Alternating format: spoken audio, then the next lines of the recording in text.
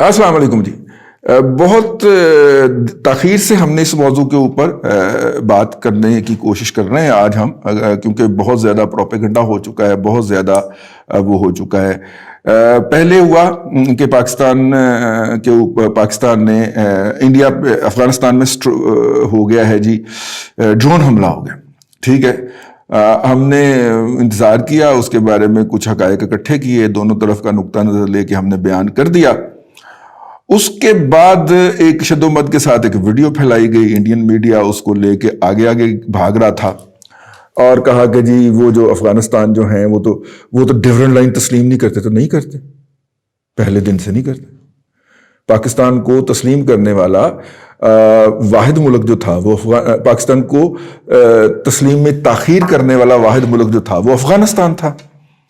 اور اقوام متحدہ میں ہماری سیٹ کی واحد جس ملک نے مخالفت کی تھی پوری دنیا کے اندر وہ افغانستان نے کی تھی، اور افغانستان کا ہمیشہ سے دعویٰ رہا ہے. ٹھیک ہے، اب ہم جو ہیں بنیادی طور پہ ہم اس وقت درمیان میں ہیں افغانستان، اور اگر پاکستان پورا بنتا اور دلی جو ہے وہ پاکستان کا حصہ ہوتا اور پنجاب پورا پاکستان کا حصہ ہوتا اور کشمیر کا حصہ ہوتا، تو پھر ہم ان سے کہتے کہ بھائی دلی کی راجدھانی جو ہے اس کا بھی تو دعویٰ رہا ہے کابل کے اوپر، کہ کابل تک اس کی سرحد ہوتی تھی. ٹھیک ہے، لیکن چونکہ مطلب کہ دلی چلا گیا ہمارے پاس سے، تو ہمارا یہ کلیم ہم نے بچوں کو پڑھایا ہی نہیں آگے، یا بتایا ہی نہیں کہ اگر کابل والے یہ کلیم کرتے ہیں کہ وہ جو ہے وہ کیا نام اٹک کے پل تک ان کا بارڈر ہے، اور تو ہمارا بھی یہ دعویٰ ہے کہ کابل جو ہے وہ ہماری بارڈر سٹی رہا ہے. پھر ماضی کے اندر ماضی کی بات اگر کریں گے تو پھر دونوں طرف کے کلیم آئیں گے. تو اس کو اس طرح لے کے چلنا چاہیے. تو جب پاکستان 1894 کے اندر ایک ایگریمنٹ تھا برٹش کی طرف سے، ڈیون صاحب نے کیا تھا، اور افغانستان کے جو حکمران تھے ان کے درمیان ہوا تھا. جنگ بندی بہت ہوتی رہتی تھی، خون خرابہ تھا. تو انگریزوں نے سوچا کہ یار ان کے ساتھ تو ہم نپٹ نہیں سکتے، یہ بڑے کمپلیکیٹڈ معاملہ ہے. تو انہوں نے کہا ان کے ساتھ صلح کر لو. تو یہ انگریز کا پورا پرانا واردات رہی ہے نا، کہ جس کے ساتھ لڑ نہ سکو اس کے ساتھ جفی ڈال لو. تو انہوں نے یہ ایگریمنٹ کیا تھا، اور یہ اس کو ختم متارکہ جنگ تو نہیں ہم کہہ سکتے، سیز فائر لائن تو نہیں کہہ سکتے، لیکن لائن آف کنٹرول رکھا گیا کہ دونوں سائڈ پہ جو مداخلت کے لیے جو ایک لائن کھینچی گئی اس کو ہم لائن آف کنٹرول کہتے. اب چونکہ پچھلے دنوں پاکستان حکومت نے کچھ حماقتیں کی ہیں، جیسے ایک صاحب جو کہ وہاں سے فراڈ کر کے آئے تھے اور ان کو حوالے کرنا تھا، تو امریکہ نے پاکستان سے وہ شخص مانگا. تو ہم نے کہا آپ کے تو ہمارے ساتھ کوئی معاہدہ ہی موجود نہیں ہے. تو چونکہ پاکستان کے اوپر مسلط ٹولہ جو ہے جو 73 سال سے انڈائریکٹلی یا ڈائریکٹلی مسلط چلا آ رہا ہے، اس ٹولے کو ہائر کیا گیا، ایکوائر کیا گیا کہ جس رستے سے آپ نے ریمنڈ ڈیوس دیا تھا اس رستے سے یہی بندہ دے دیں. تو پھر ایک جواز نکالا جو ہے فروغ نسیم صاحب نے، اور فروغ نسیم صاحب نے کہا کہ جناب پاکستان کا جو تھا برطانیہ کا امریکہ کے ساتھ نہ حوالگی، مجرموں کی حوالگی کا معاہدہ ہے، اور اس چونکہ پاکستان اس کی کالونی رہا ہوا ہے تو وہ معاہدے کا اطلاق پاکستان پہ بھی ہوتا ہے. بس یہ بات سننے کی دیر تھی. تو انہوں نے کہا کہ ٹھیک ہے، اچھا آپ تو برطانیہ والے معاہدے کی اونر کر رہے ہیں نا.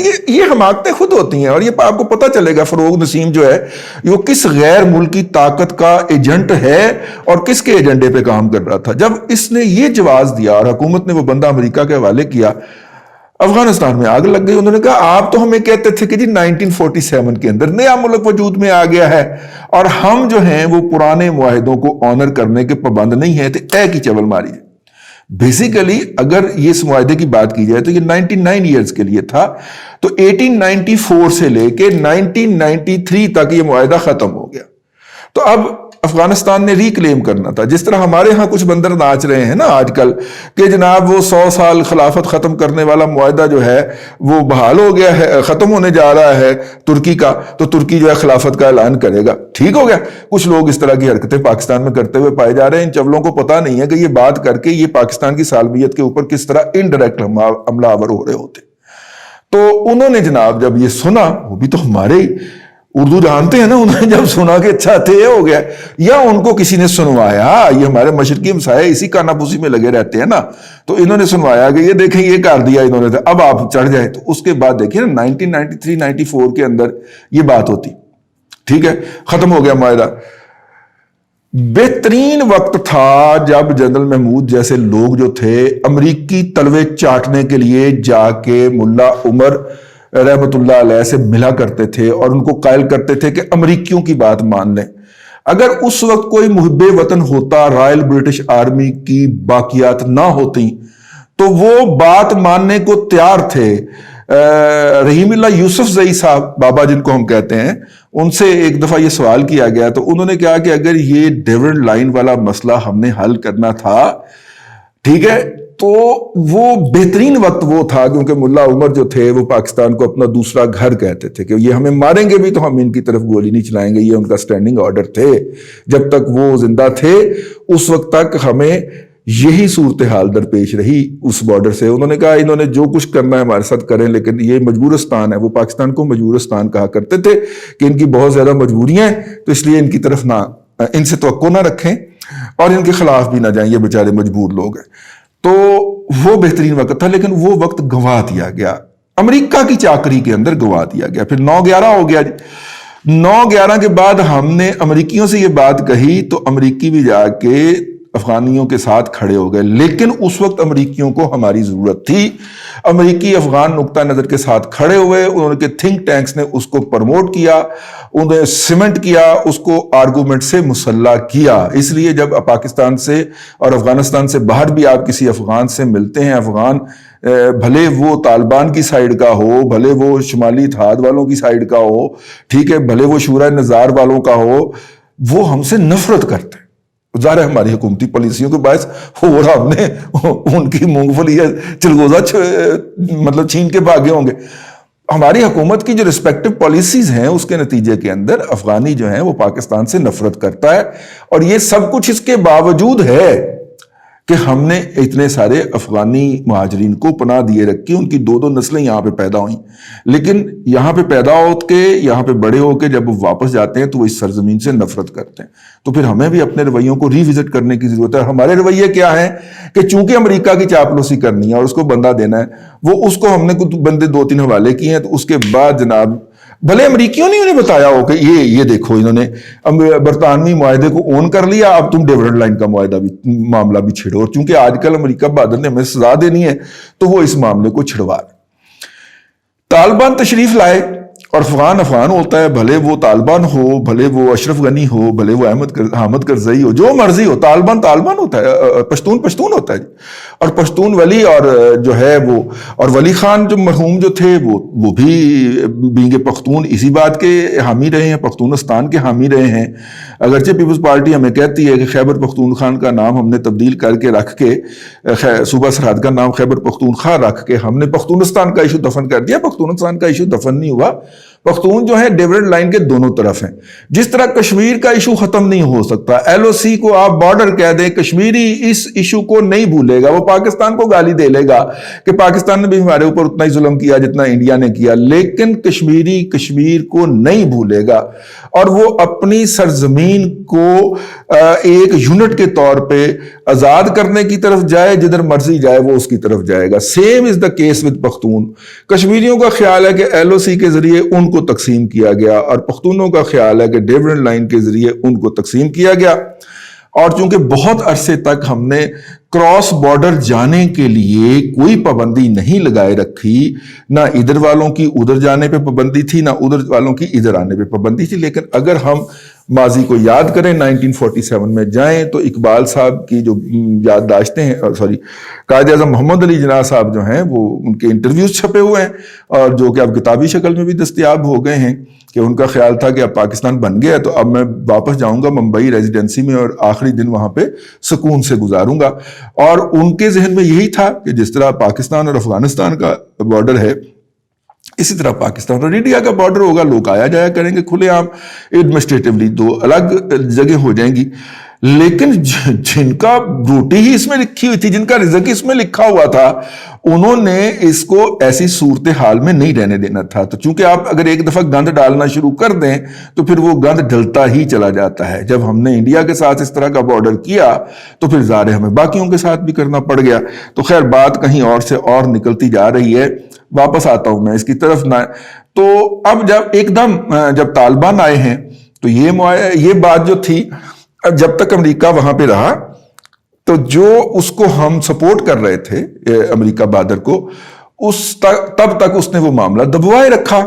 لیکن آخری دنوں میں اگر آپ اشرف غنی صاحب کی تقاریر سن لیں تو ان کو بھی ڈیوڈ لائن کا ہی ہیضہ ہوا تھا.